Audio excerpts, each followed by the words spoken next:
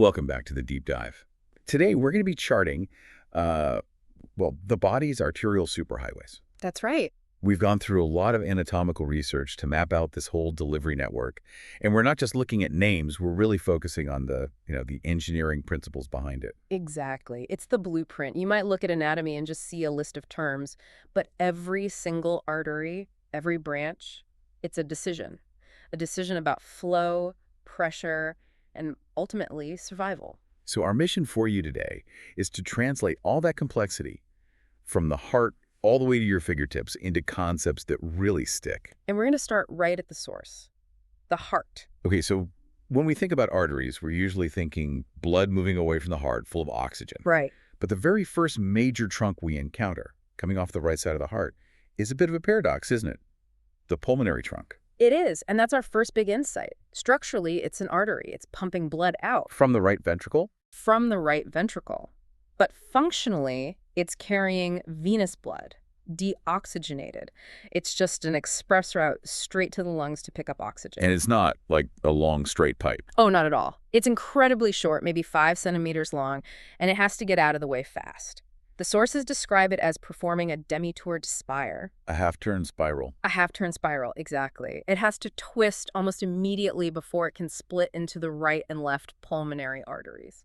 Which sounds like a necessary bit of architecture, with all the other major vessels and chambers crowded right It there. has to be. And that split, it's asymmetrical. The right pulmonary artery is a little longer, about 5 centimeters, and usually has a bigger flow capacity. Well, the left one is shorter. Shorter, maybe 3 centimeters, and a bit smaller, which probably just reflects the different sizes of the lungs themselves. Okay, so that handles the pulmonary circuit. Then we get to the king of the entire network. The aorta.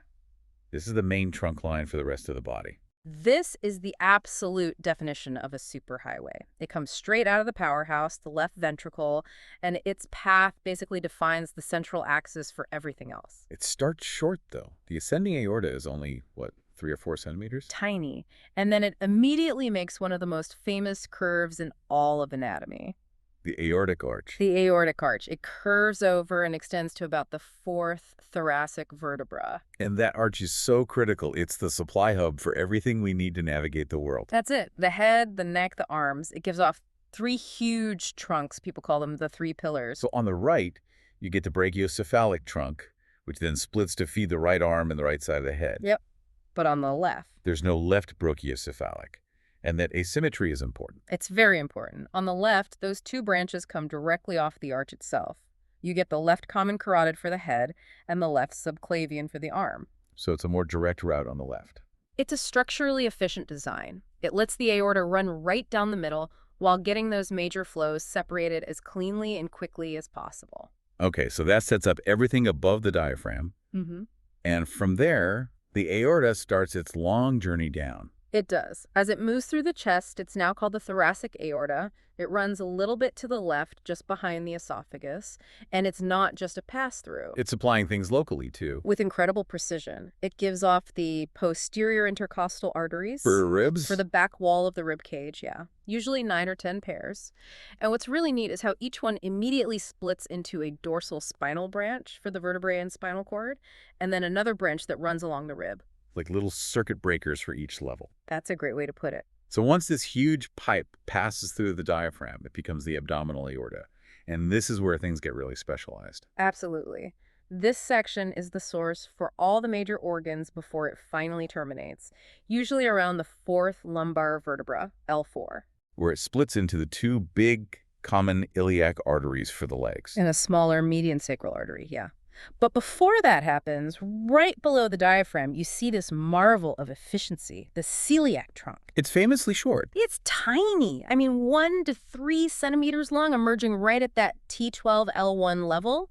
And in that tiny space, it has to supply the entire upper digestive command center. Liver, stomach, spleen, pancreas. All of them. But if it's so short, doesn't that make that whole supply line incredibly vulnerable? It's a trade-off, Yeah. It's highly efficient to have one major source. But yes, if that 1 centimeter segment gets blocked, it's a catastrophe. Which is why you see all these backup networks, these collateral supplies, built in right around the stomach and liver. So what are the 3 key branches coming off this tiny trunk? You've got The left gastric artery, which is long, follows the curve of the stomach, then the common hepatic artery for the liver, and my favorite, the splenic artery. Right. The splenic is the one with the really interesting geometry. It's the biggest branch, and it's defined by its shape. It follows this highly sinuous, winding path along the top of the pancreas. Looks like a snake. It really does. Right. And that serpentine shape is completely functional. It has to be able to accommodate huge movements, the stomach filling up, your whole trunk flexing. A straight, rigid pipe would be a massive liability there. So flexibility is built right in. Exactly. Okay, just below the celiac, we find the superior mesenteric artery. This one's a monster. It irrigates a huge territory. Part of the pancreas, the entire small intestine, we're talking maybe 12 to 15 branches just for that, and the first part of the large intestine. The master plumber for nutrient absorption. You could say that. Yeah. And this is where the body introduces its most beautiful redundancy system. The arcades. The arcades. The intestinal arteries form these incredible loops, these vascular arcades. You get a first series of arches, then a second, sometimes even a third, before they send the final straight branches into the intestinal wall. It's like building parallel highways. It's exactly like that. If one lane gets blocked, blood just gets shunted through the second or third arch. It's an amazing failsafe to guarantee blood flow. And then the inferior mesenteric artery comes in lower down, around L3, to sort of clean up the rest of the colon. Correct. It supplies the left side of the colon and the rectum. And then you have your other branches coming off the aorta, like the big renal arteries for the kidneys and the lumbar arteries for the back muscles. And the gonadal arteries, which are kind of strange. They are. The testicular or ovarian arteries, they're so long and slender. Why is that? It's a history lesson. They're just tracing the path the gonads took during development when they migrated from way up high in the abdomen down into the pelvis. The arteries just followed them down. So that handles the whole trunk. Now let's follow the supply out into the limbs, starting at the shoulder. The subclavian artery becomes the axillary artery once it enters the armpit. And the axillary is all about redundancy. It immediately gives off 6 different collateral branches. 6. Yeah. That seems like a ton of side roads just for the shoulder. It's structural insurance. These branches form a dense network of connections and anastomoses that we call the periscapular circle. A circle around the scapula. Yeah. The shoulder is so mobile and it's so prone to compression and trauma, like a dislocation. If the main axillary artery gets pinched off, The blood can just find another way around through this circle. it bypasses the blockage completely and keeps feeding the arm. Yeah. It is the body's most robust, pre-built bypass system. That's incredible. So going down the arm, the axillary becomes the brachial artery. The brachial artery is the main line for the arm itself. Pretty straightforward. It runs down and terminates just above the elbow. Where it splits into the 2 arteries for the forearm, A radial and the ulnar. named for the bones they run alongside. Exactly. Radial on the thumb side, ulnar on the pinky side. The ulnar is usually a bit bigger. Right, and we mentioned the arcades in the gut, but the hand has the ultimate version of this, the palmar arches. This is a perfect example of design for reliability. The radial and ulnar arteries don't just stop at the wrist, they meet up in the palm. They fuse together. They unite to create 2 overlapping arcades. You have a superficial palmar arch, which is mostly from the ulnar artery, and then a deep palmar arch, which is mostly from the radial. So why 2 layers of arches in the palm? Think about what your hand does. You're constantly gripping, pressing, putting weight on it. Right, you're always compressing something. You squeeze a tool, you might compress those superficial vessels. But the deep arch, which is tucked right up against the bones, it keeps the blood flowing to your fingers. It's a double-layer redundancy for fine motor control. Okay, so that brings us to the final leg of the journey, the lower half. This all starts where the aorta splits at L4 into the common iliac arteries. And they run for about 6 centimeters before they make their own critical split. Into the internal iliac and the external iliac. The internal stays in the pelvis, and the external is destined for the leg. So looking at the internal iliac first, it supplies all those pelvic organs. What's the most interesting bit of geometry in there? For me, it's the uterine artery in women. The sources describe its path as very tortuous and highly flexible. So it's another one of those winding arteries. And it has to be. That elasticity is essential to let it stretch and accommodate the massive changes the uterus goes through during pregnancy, all without rupturing. That makes perfect sense. Yep. And the internal iliac also sends out some huge branches to the muscles, right? The gluteal arteries. Oh yeah, the superior and inferior gluteal arteries are massive, supplying those powerful gluteal muscles. Yeah. And the internal pudendal, which supplies the perineum, it takes this really protected route to get where it's going. Okay, now let's follow that other branch, the external iliac.